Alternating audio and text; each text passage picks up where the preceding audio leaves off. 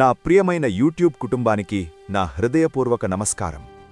ఈరోజు మనం భారతదేశంలోని అత్యంత రహస్యభరితమైన మరియు సంపన్నమైన దేవాలయాలలో ఒకటైన శ్రీ పద్మనాభస్వామి ఆలయాన్ని గురించి తెలుసుకుందాం.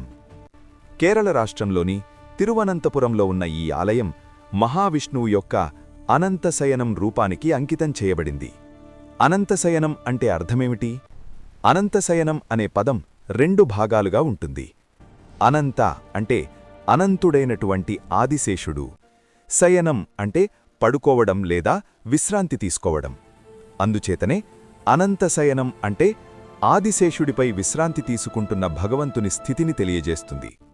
ముఖ్యంగా హిందూ పురాణాలలో శ్రీమహావిష్ణువు స్వామి ఆదిశేషుడిపై క్షీరసాగరంలో శయనిస్తున్న దృశ్యాన్ని సూచిస్తుంది.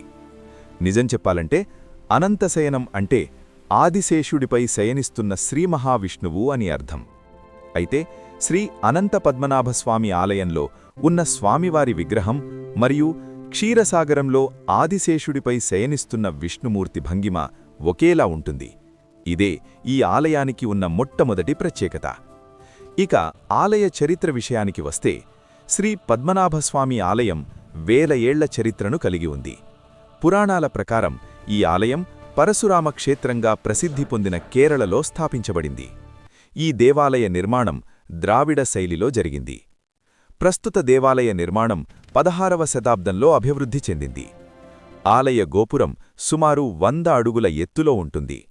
అద్భుతమైన శిల్పాలు, పవిత్ర పుష్కరిణి ఇవన్నీ కలిపి ఈ ఆలయాన్ని ఆధ్యాత్మిక వైభవానికి ప్రతీకగా నిలబెట్టాయి. ఈ దేవాలయం 108 దివ్యదేశాలలో ఒకటిగా గుర్తించబడింది. చరిత్రలో ముఖ్యంగా 1729–1730 ప్రాంతంలో మార్తాండవర్మ మహారాజు ఈ ఆలయాన్ని అభివృద్ధి చేసి తన రాజ్యాన్ని శ్రీ పద్మనాభదాస్యంగా ప్రకటించారు.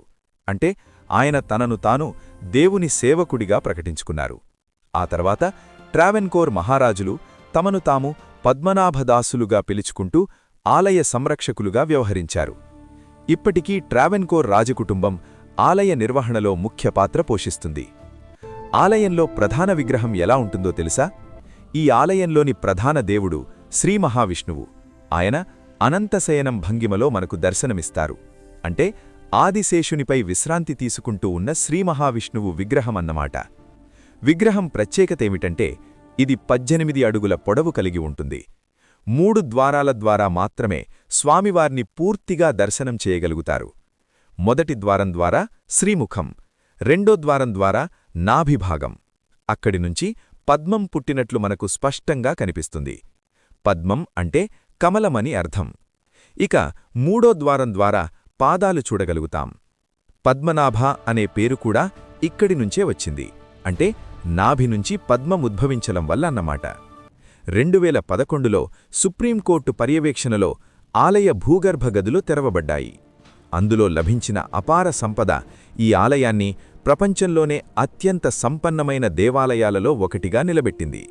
2011లో భారత సుప్రీంకోర్టు ఆదేశాల మేరకు ఆలయంలోని రహస్య గదులు వాల్ట్ ఏ, సి, డి, ఈ, ఎఫ్ తెరవబడ్డాయి. అందులో కనిపించినవి టన్నుల కొద్ది బంగారం, వజ్రాలు, పచ్చలు, మాణిక్యాలు, పురాతన బంగారు నాణాలు. ఇవి రోమన్లు, నెపోలియన్ కాలనికి చెందినవి. ఇంకా బంగారు విగ్రహాలు మరియు అలంకార వస్తువులు బయటపడ్డాయి. ఈ సంపద విలువ కొన్ని లక్షల కోట్ల రూపాయలు ఉంటుందని అంచనా వేశారు. అందువల్ల ఈ దేవాలయం ప్రపంచంలోనే అత్యంత ధనిక ఆలయంగా ప్రసిద్ధి చెందింది. అయితే వాల్ట్ బి అనే గది ఇప్పటికీ తెరవలేదు. రహస్యంగా ఉన్న వాల్ట్ బి అనేక కథలకు కేంద్రబిందువుగా మారింది. ఈ గది తలుపుపై నాగబంధం ఆకారపు ముద్రలున్నాయని చెబుతారు. పురాణాల ప్రకారం ప్రత్యేక మంత్రోచ్చారణ లేకుండా తలుపు తెరిస్తే అపశృతి సంభవిస్తుందని నమ్మకం. కొంతమంది ఇది శతాబ్దాలుగా మూసివేయబడిందని భావిస్తున్నారు. కోర్టు కూడా భక్తుల విశ్వాసాలను గౌరవిస్తూ దాన్ని బలవంతంగా తెరవడానికి ప్రయత్నించలేదు. ప్రపంచవ్యాప్తంగా ఈ ఆలయంలో ఉన్న ఖజానా మరియు వాల్ట్ బి చుట్టూ ఉన్న రహస్య కథలు చర్చనీయాంశమయ్యాయి.